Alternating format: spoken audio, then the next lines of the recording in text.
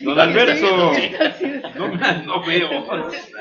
Te acabo de enviar un audio que me gustaría que tú puedas escuchar y quizás puedas decidir publicarlo porque es una muestra de la grave situación que hoy se vive aquí en la Argentina.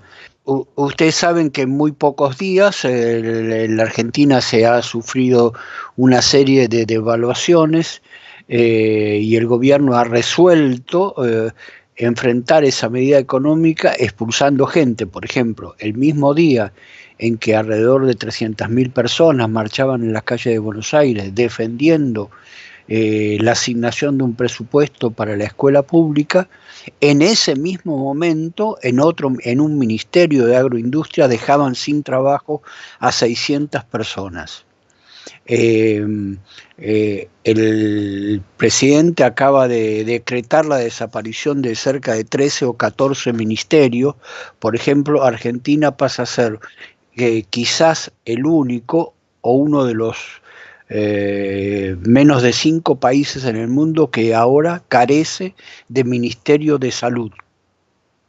Y el día de ayer, en el Chaco, Resistencia, en el norte argentino, los miembros de la comunidad CON fueron en un episodio que tratan de hacer pasar como un intento de saqueo.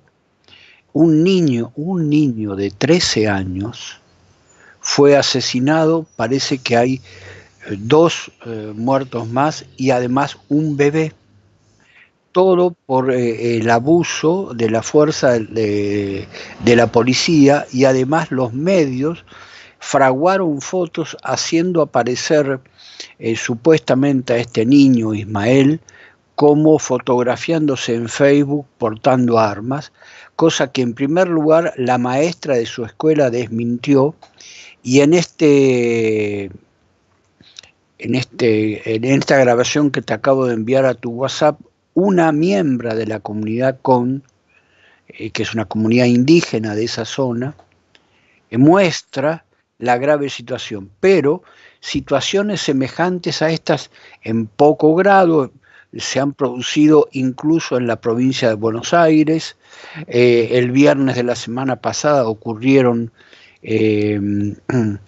bloqueos de calles espontáneas de los vecinos. A ver, para que ustedes se den una idea, en menos de un mes, es posible que me equivoque un poco, el dólar pasó de 20, su equivalente a 20 pesos argentinos, al día de hoy está entre 40 y 41 pesos. En el mercado blue, o sea, el mercado negro, está 42, 43. Pero tomen en cuenta que a diferencia de México, en la Argentina, hasta el pequeño vendedor ambulante se relaciona con el dólar.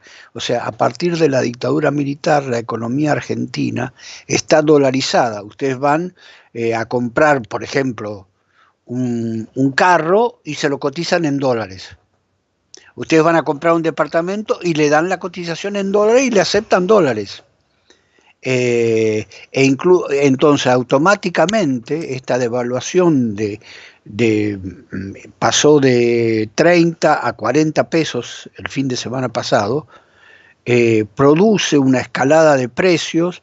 La gasolina aumentó entre un 10 y un 15% de promedio. Bueno, entonces hay una situación muy delicada, ¿no? Y las respuestas del actual gobierno son del orden de la barbarie civilizada. Para que ustedes se den cuenta, el llamado ministro de Cultura, porque la oposición, como siempre, cree que cambiando algún miembro del gabinete la cosa se va a resolver, pedían que sea destituido Marcos Peña, que es un cuadro político del actual gobierno, el principal asesor del presidente Macri, y entonces el ministro de Cultura no tuvo mejor idea que declarar lo siguiente: Macri sin Peña, Macri sin la cabeza de Peña, es como Tom y Jerry. Ustedes saben que, más allá de que a uno le guste o no, en la Argentina, de manera devaluatoria, se califica o se llama a Macri gato. y su ministro de Cultura lo hace aparecer como gato y al dirigente Marcos Peña como rata, como ratón. Déjame preguntarte, ¿qué tanta culpa tiene en lo que está sucediendo en Argentina el Fondo Monetario Internacional?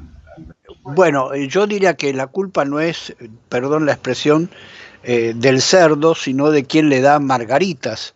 Haber entrado en un convenio con el Fondo Monetario implica esto, pero para colmo, el día de ayer el Fondo Monetario le comunicó al enviado del gobierno que se van a tomar unas 2 semanas para ver si rehacen un acuerdo, pero los acuerdos del Fondo Monetario, es posible que yo esté exagerando un poco, pero creo que no es mucho. Implica eliminar la jubilación estatal, en el sentido que pase a ser un sistema privado, disminuir los presupuestos de enseñanza e incluso privatizar la enseñanza, legalizar lo que de hecho se está dando, que es la flexibilización laboral. La semana pasada, a consecuencia de estos ajustes, el 46% de la obra pública quedó detenida. Ustedes saben que la obra pública genera puestos de trabajo.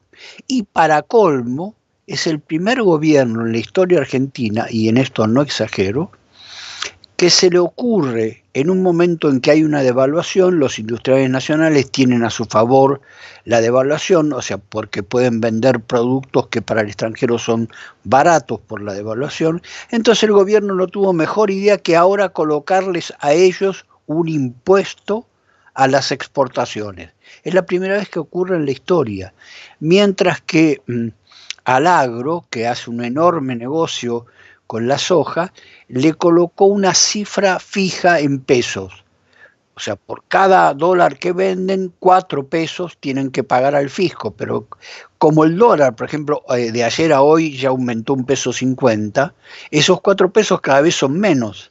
Pero además, previamente el gobierno autorizó le autorizó a los sojeros a dejar en el extranjero las ventas de soja en dólares que cobran. No están obligados a traer eso a la Argentina. O sea, estamos ante una situación que muchos califican de un posible default técnico del gobierno.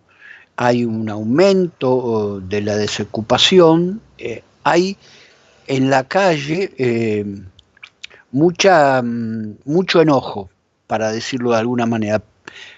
Por ahora, por el momento, esto no se concreta en movimientos semejantes a lo que ocurrieron en el 2001, pero hay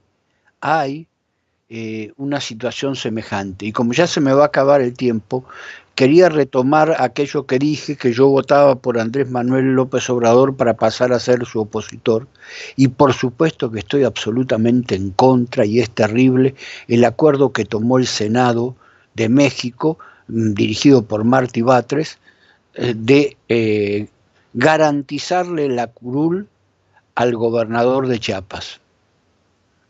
Creo que es cierto que la política necesita negociación, pero ese camino es otra vez volver a caminar por las sendas a las que nos acostumbró el PRI. Esto se llama gatopardismo, Alberto.